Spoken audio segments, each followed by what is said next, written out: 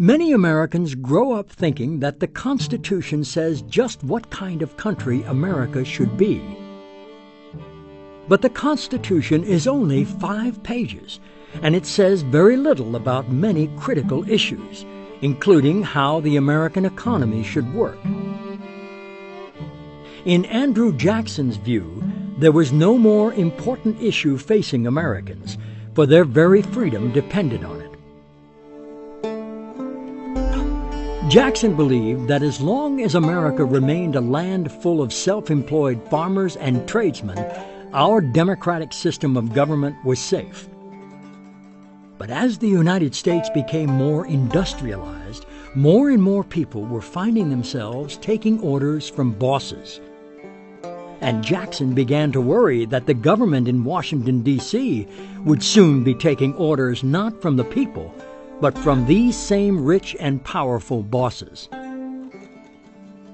Andrew Jackson was never a person who disliked the rich or people who had money, per se. He was a rich man himself. But he had made it on his own. What he was worried about were people who were born to wealth, who would use their privilege in ways as to kind of pull the ladder up behind them. No one else would be allowed. They would become, as he put it, the forces of associated wealth. That wealth would associate to advance their own interests to the exclusion of, and sometimes to the injury of, other Americans. That was something that he thought had to be stopped, and stopped right away.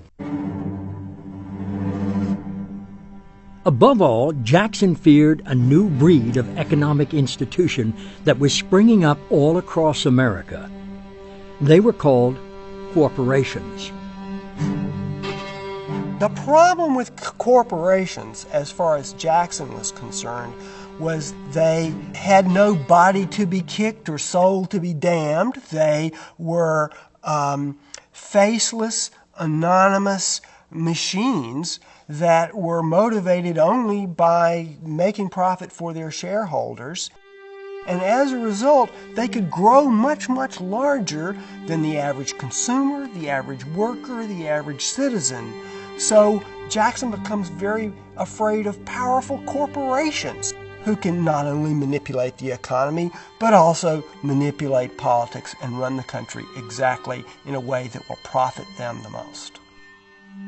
But there were others who completely disagreed with Jackson and thought his attacks on corporations and the banks who loaned them money would destroy the American economy.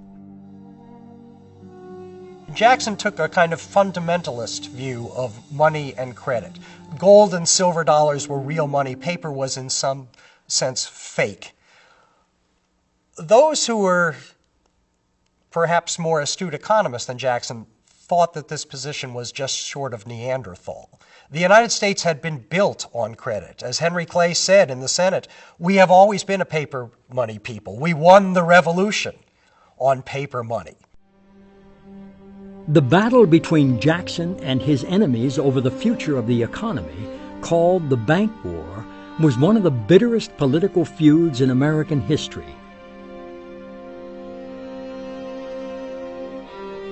Afraid that he would ultimately lose the battle, Jackson issued this warning to the American people in his farewell address. The laboring classes have little or no share in the direction of the great moneyed corporations. And unless you become more watchful and check this spirit of monopoly and thirst for exclusive privileges, you will in the end find that the most important powers of government have been given or bartered away, and the control over your dearest interests has passed into the hands of these corporations. Andrew Jackson's fear of what corporations would do to America could not have been stronger.